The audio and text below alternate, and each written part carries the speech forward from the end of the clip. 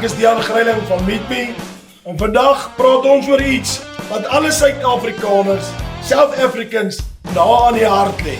En dit is the world's biggest braai.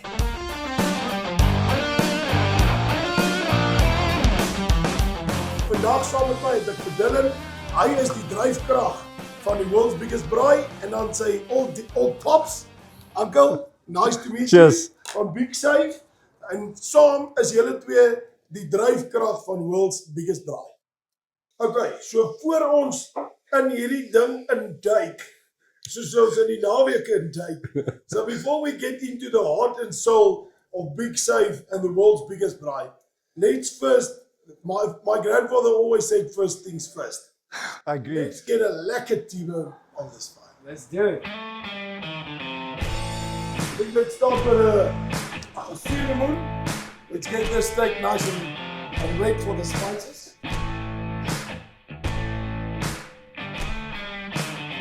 Tap is very important.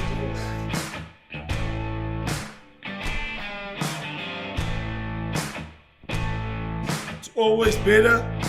The more spice, the better, eh? There we go. Let's hook it and put it. Oh, that's going to come out so good. Naughty fella. Kilos on. Let's get into this. Dylan, I think before we get into the world's biggest braai, die wêreld se grootste braai, I think we need to start right at the beginning. Yeah. And obviously that is with your father. And Big Safe. Yeah. So, Uncle, if you maybe can give us a little bit of, kan ons sê die geskiedenis van Big Safe, jy, dan waar Dylan in het inkom, just color the picture in for us. Well, the picture actually starts even before that. Okay. It starts with my father. My topic came from the island Madeira, small little island up top of Africa, little small place. And he, back then, all his family, they'd all immigrated, and now it was his time to immigrate. So he immigrated to South Africa. He came with the clothes on his back. That's all he came here with. He started working on a farm, taking the veggies to the market, helping those guys. Then eventually, from there, he went and go work in a greengrocer. Typical porter, being a porter back in the day. It is what it is. We're born and bred in the greengrocer. The Greeks had the cafes, the porters had the fruit shops. And the veggies. They had the veggies, that's it. They stuck to their stuff, we stuck to our stuff. Yeah, so my dad had a little fruit shop back in the day, grew that fruit shop. We had 5 kids. We grew up in the greengrocer. So there wasn't a thing, nou gaan jy lekker gaan speel. Nee, is tyd om te werk seun. Kom, jy kon winkel toe. And we grew up in the shop. So that's how we learned the business, by selling fruit and veg. And afterwards, I grew up. Then we had to move on. The business wasn't big enough for all of us to eat from the same business. We went to the army. We did our national service, came back. Now, what now? So then we went and go work for other people. Then eventually one day, my dad got the opportunity that the guy said to him, I need somebody to come run a business for us because I've got this business and we can't run it ourselves. We would like your sons to come work for us. My dad said, no. My sons are at a point now where they go, they need to go work for themselves. Then he said, okay, well, we've got this one cold drink wholesaler in Waltloo that maybe you can buy from us then. So my dad approached us, myself and my brother, and said, there's this opportunity, but it's selling cold drinks. I said, well, whether I'm selling a cabbage or whether I'm selling a cold drink, I'm selling something we know how to buy and sell. It's still the same. We know how to buy and sell. So my dad bought the business for us, and he said, right, let's see what we can make out of this business. So back then, it was only a cold drink wholesaler selling cold drinks, nothing else. Then obviously, we started selling, made that business more successful. And then we listen to what the customer wants. What is the customer kept on saying to us, we need to go around the corner to go buy the groceries. But we're coming here because you guys are selling cold drinks and your prices are good. You guys clearly know what you're doing. Can't you get us groceries? So I looked at my brother and I said, okay, but what are we going to do here? Should we try and introduce groceries into the liquors, into the cold drinks as well? So we started doing that. We asked them, what do they want? Mealie meal, oil, staple food of the township, because our business is predominantly situated near the township areas. So we supply food into the townships. So we started getting bigger and bigger and bigger. Eventually we realized, but hang on a second, cold drinks is good, but comes winter, we don't sell that much cold drinks. So what now? And that's what we did. We started adding more groceries and more groceries. Eventually, we were selling more groceries than cold drinks. So it got to that point. Then we said, okay, sure, but now the landlord, who's the owner of the building, was actually the one that was his business, and he sold it to us. Next thing, we see him building onto the premises. And we said, what are you doing here? No. I'm going to build another warehouse, and I'm going to subdivide it and start selling other people to come and do groceries. Not groceries, other businesses. And I looked at my brother and I said, you know what? Why don't we take that whole building? When I told my dad that, my dad said, are you guys mad? You want to take that whole building? Now what? I said, no. We're still young. Let's make or break now. So let's get all the groceries out. We put it into that building. We carry on with the cold drinks here again. And slowly, we started getting it bigger and bigger and bigger. Eventually, the cold drinks was now a sideline.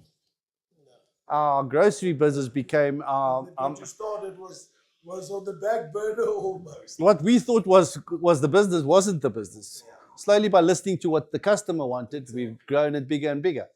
And yeah, from there, we started getting other people to come and work for us because we couldn't do it ourselves. And then we started saying, but hang on a second, our old business was called Watley Wholesalers, which was just groceries. We need to come up with a different name for our grocery brand now. What's that going to be? And one day we're sitting at home and deciding what names, few names are branded around, Big Time, Big This, Big That. And then I came up, what about Big Save? It talks to the community. They want to save big because we're selling to them where they go resell. And then the name stuck. We've had different variations of our brand, but Big Save, the name stuck. And the core of the business. Yeah, and then that's what you do. That's what we do. You save. Big Well, savings. Yeah, right. Big save, big braai. Big save, big braai, big bloody everything. Yeah, and then the people that started working for us also came from the same type of environment we did. It was Porter boys. They worked for their parents. They started working for us. And then I said, but how am I going to keep these guys? Because your business is only as good as the people that are working for you and with you. So then other opportunities came in different areas in Gauteng. And we said, okay, but hang on a second, who will put up their hand to go and run that store? And then some of the guys put up their hands.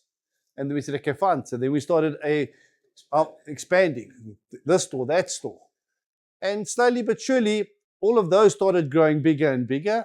Till eventually we got to a point where we now got so many stores around the areas, and we then are supplying to other stores. Because the idea with the Big Save, our motto was, we'll sell a lot, low margins, but get the customer in and let them also be able to make margins in their stores. Yeah. So that was our initial model. Then eventually we grew to a point where now we've got big wholesalers, and it's a hybrid store where you sell meat, you sell bakery items, you sell fruit and veg, and we've grown and grown and grown to a point where we are today. Then obviously the kids were growing up. He started studying, did marketing, and then now he's finished school. Where does he go? Well, you know what? Come into the business, help us take the store to another level, but in a different angle. My dad did what he could to a point. He couldn't work on a computer. None of that. Couldn't speak English, work on a computer. He couldn't speak English. Hey. Yeah, None but he did the best he could.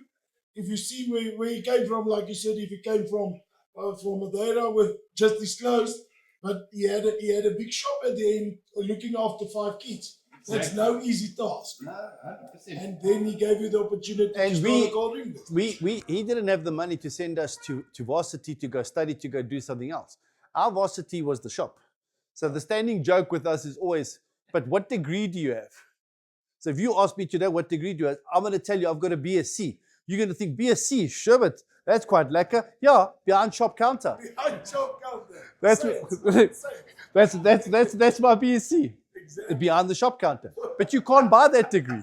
For sure. You can't buy it. You can't buy That's it. experience that you built up over years with clients Yeah. and clientele. And can I tell you, it's actually it's quite insane because I've got a cousin who's his nephew studying accounting, and he's in working at EY at the moment, and he's got friends who've also studied accounting and all of that type of stuff as well. This guy has until grade 10, and that's it. And these guys who studied accounting will sit down and they'll listen to him talk about finance, about what you're supposed to do with your money, about how you run the shop, all of this stuff. And it's stuff they didn't know. And they've done a degree in accounting, but just from physically standing there and working and doing all that stuff and figuring it out. The one time we went camping, and we went to Botswana off-road camping, and that year we decided we'll take the kids with us. So the guy that does our IT, old Rian, real burki, I won't go camping without him. No, because He's like your Arnold Yeah, Schwarzenegger. right. he's got all the gadgets. He knows exactly what to It's do. not just camping. Let's get in a car and drive through the middle of Botswana. We'll set up camp. We'll be fine. As long as you're with him, you're Yeah, Oh, no, no, I'm fine. You shut. With these kids, they were with us that day, and they were all studying accounting, and they were still busy with their degree. Now they've all got their degree now. And then one night around the fire, having a lekker braai, we're carrying, and then they start asking me questions. And they said to me straight, what we've learned from you in this time, this evening, I did not learn that in varsity. You've given us so much insight, but it's all from the experience that you have. You can't buy experience. And that's how Big Safe's evolved. The experience that I learned from my father, what he taught us, even though he didn't have schooling. So, yes, like you said, I've got grade 10, which back in our day was standard 8. End of standard 8, I left school. My dad's got the equivalent of maybe a grade 4. He left Madeira with that. That's all he had. But he worked. He worked. And that's how we built our business. So now I've always said to my son, your grandfather built this business. made the base. He made the base. He taught us. We've taken it to another level. You guys have studied. You got the opportunity to study where we didn't. You now need to take it to another level. So come up with your ideas and see how do we take it to another level. And that's how we've got to the point where we are. That's how you evolve. And then with this biggest Braai thing, one day he says to us, I've been thinking, how can we take this brand further and do something with this brand? Because, yes, in the areas that you're in, everybody knows Big Safe. But when I'm out there and I speak to people that aren't in your areas, they don't know Big Safe. But yet you've got such a powerful brand within your own area. What do we do? Then he approached us the one day with my brother-in-law and myself, because he's also in the business, and we spoke, and he said, what about us breaking a record, world record? I said, what do you mean a world record? What, are you going to go break a world record? He said, I've been doing some homework, and apparently Japan owns the world record for braaiing. Japanese with the biggest braai, that's not them. They must stick with their sushi. Sushi is there. Precies. Dis nie reg nie. So he gave us the idea, and he said, what if I do this? I said, but that's a big task. It's a massive task. And I said, well, do your homework. But we brushed it off. And then he went and started doing his own thing. And next thing we know, hang on a second, this lighty is actually going to pull it off. Because you needed certain contacts and certain people to be involved.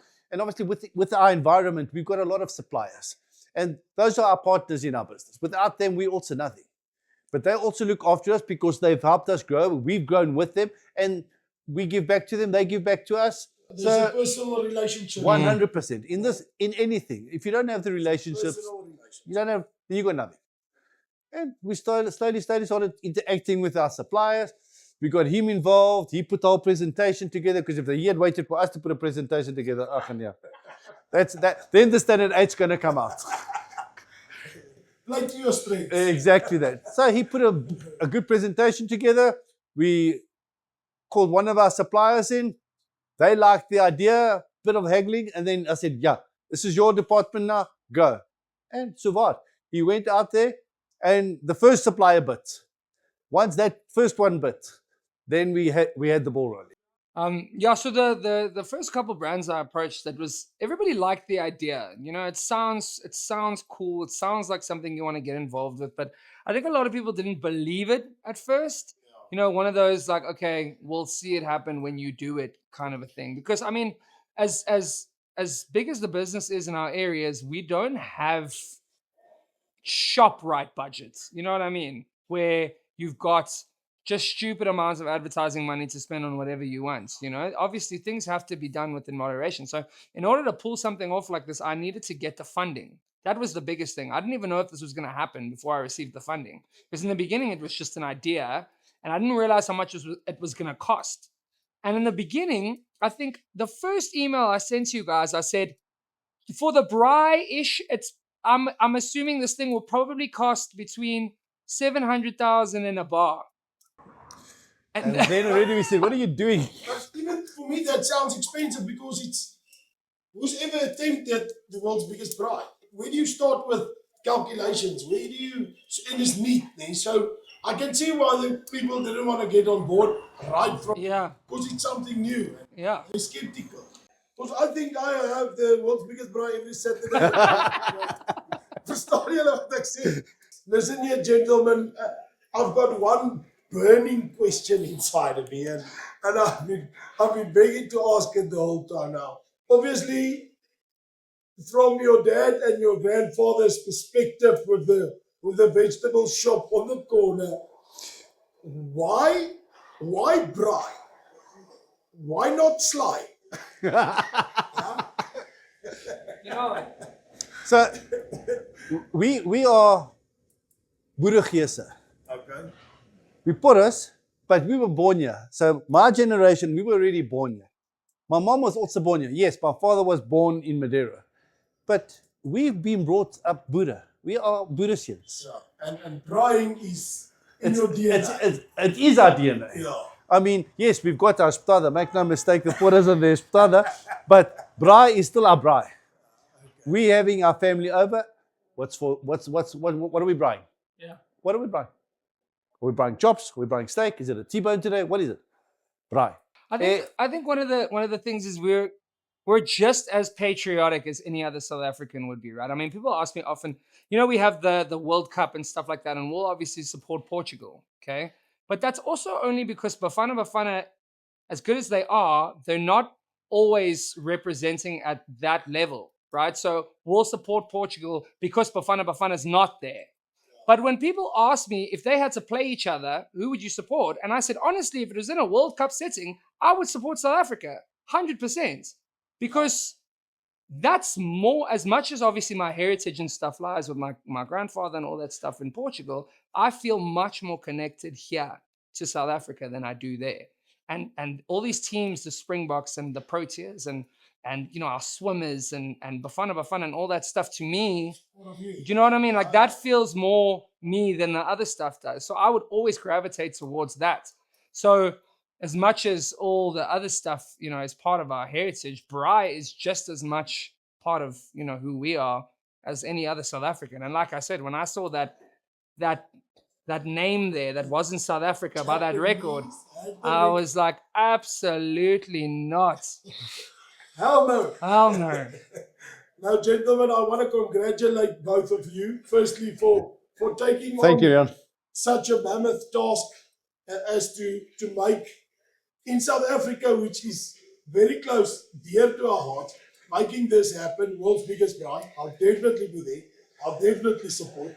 And then, obviously, for coming and telling your story about your father, and then you, and now you're handing over. It's truly a nice story, and something that I can take to heart, because I'm also involved in a family business, and it's also third, fourth generation. Well, there we go. So you've got the pure understanding of what we're doing. Right. So, what will be braai on the day of the world's biggest braai? So to keep it simple, 2,500 people, 2,500 pieces of classic boerewors. We're going to be doing wors rolls, easy to make, put in a bun. Nou maar ja, terwyl daai T-bone so lekker weg simmer en prit, kom ons kry ons boerewors op die vuur. I agree. Let's do it. Met op vir ons hierso 4 lekker stukkies braai boerewors en nou praat ek nie van myself nie. Okay, yeah, so you're keeping it simple with braai boerewors on that day. You're going for the world's biggest braai. You know Going what, for the record. we having I don't want to say kids, so anybody who's over the age of 12, so 13 onwards is allowed to come and braai. So if you want to come with your parents and just have a nice day out, so we don't want to make it too complicated. All you need to know how to do is hold tongs and flip, and that's it. Will there be people for BBs? BBs? Braai beserings. It's a dangerous thing, buddy. Obviously, you say 13 is the minimum age. Minimum age is 13, yeah. You don't know boere. Boere kids can braai till from Yeah, but you know, the last thing we want is for some 7-year-old to knock over a braai and then it falls on him and then it's a huge thing. But you do have the medical team there. That's part of the Yeah. that's part of the rules that you have to have. I So think there's a lot of logistical things behind. Everybody now, if they're going to see this podcast or they're going to see it somewhere on some of the social platforms, obviously they're going to think, yeah, this is nice. But I think there's a lot of behind the scenes things to do a world's biggest braai. Wat hulle nie sien. Yeah. What is that, Vicky? Can you maybe tell us more about that? Yeah, so I've been working on this for about 2 years now. It all kind of got a little bit more accelerated the closer we got to the time. But in the beginning, like I said, it was mostly just about raising funds. Once I got the funds locked down, I was like, I actually have to do this now. Do you know what I mean? And it got a bit more. You know what I mean? Like we realized, okay, it's not just about raising the money now. You physically have to go and you source all these braais, do all this stuff, and most of the stuff that we didn't realize at the time was all of the municipal stuff. So all of the jock related things, you know, you have to submit everything to the municipality and make sure that they approve everything that you're doing, layouts and all of that kind of stuff. And that's actually one of the reasons we landed up going to Loftus, which made it really cool, is that It's like the it home was, that. it was because of you, actually. That's the Okay. main reason. So they do events there relatively often, right? So they've got all the infrastructure, not just that, the people who run all of these things often, right? So we've got the safety officers based at Loftus, the security company are based at Loftus, the cleaners, all of that type of stuff. They know what they're doing. They do the stuff in and out. But yeah, we gotta submit all of our files. We gotta make sure that we've got the fire brigade there and the right amount of fire extinguishers, medical tents, audio engineers. I don't know if you know this, but you have to have somebody on premises measuring the decibels that are coming off the stage to make sure the music's not too loud. It's like a little meter. Literally. You gotta pay him to stand there and hold this thing the whole day and make sure that people's eardrums don't burst. So, That's crazy. it's stuff you don't think of, eh? And it's extra things that come up, but you know what? We roll with it. I've said many times, and I'm actually grateful with the order that things have happened, because I think if I knew everything before I started, I wouldn't have done it, because the task would have felt too daunting. So I think it was good that things sort of came up gradually rather than right at the beginning. Just the dam all broke and everything on here. yeah, but it just shows you, if you had done it that way, you would have thought to yourself, but I can't do this. But now you've flown into it and actually you can do it. We were one of the first ones that said, are you sure you're going to pull this off? And we had doubts. But you've gone on your own and you've actually proved us wrong. And yet, even with all those hurdles in the way, you have gone and you've done what needed to be done. And you're getting it done. Which from my side as your dad, well done. Well done. Cheers. Lekker man, so ons het nou al lekker baie gechat oor. Obviously, Big Safe, die hele story, heartwarming story, world's biggest braai. And we also know that Big Safe is the drive behind the world's biggest braai. But if I can ask you the purpose or your end goal with all of this, what would it be? sure. So there's a non-profit organization that we work with quite closely at Big Safe called the Mbumba Foundation. So they do a lot of different things. One of their flagship, things that they do is called Trek for Mandela. So Trek for Mandela is an annual expedition that they host to climb Mount Kilimanjaro every single year. So they've been going for, I think it's since 2012, the last time I checked. So every single year they climb the mountain, all with the goal of raising funds for certain issues that they support. Their main issue is all based around period poverty. So it's a brand called Caring for Girls, and essentially their goal is to keep the girl child in school. So they go around the country and underprivileged areas, they go and they distribute sanitary pads, and that's the main goal for that. We actually had a couple of our Big Save staff members, as well as Tony, which is also one of my uncles, one of the founders as well. He climbed. Yeah. So him, our CFO, our head of HR, they've all climbed the mountain with Trek for Mandela. So it's not just something we support monetarily or from behind closed doors. We've physically gone, they've climbed the mountain, they've come back, they've understood the cause. And what Trek for Mandela wants to do with Big Save next year is on World Food Day in October 2026, they want to provide 1 million meals across South Africa, which is obviously incredible, incredibly big, involves a huge amount of capital injection. So what this day is the kickstart of that entire campaign. So the ticket sales that we raise for this day are going towards that cause, which is another great way for people to know if you're attending this braai, that money that you pay is not just for us so that we can go sell more vegetables, is so that you're giving this money to something. That's an end goal. That 200 rand that you're spending is going towards something incredibly meaningful, and we are cooking so that we can feed, thousands across the country who may not be as privileged as we are. So that's sort of the main reason why we're doing all of this. Amazing. Ek weet ek het julle al gechurch, maar alles wat ek hoor is net so ek wil julle net weet. Cheers, man.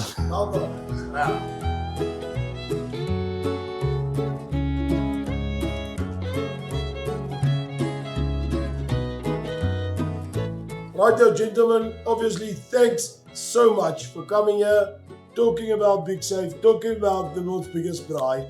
We will definitely be supporting not only at Big Safe, but also at the world's biggest braai, Heritage Day. We will be there. I will be braaiing at my second home at Loftus. All the best to you guys in the future. It was truly a privilege having you, talking to you about your father. I can see that you're passionate about it, and I like having people around me, braaiing, talking things like we spoke about. And yeah, I really hope the best for you guys. But before you go, let's not leave you hungry. Let us have a boerewors together. Yes. Now, can you imagine? We're doing 4 years. Now, can you imagine 2,500 of those? Mind blowing. Cannot wait. Cheers, gentlemen. Cheers. Cheers. Thank you. Thank you very much. Thank you.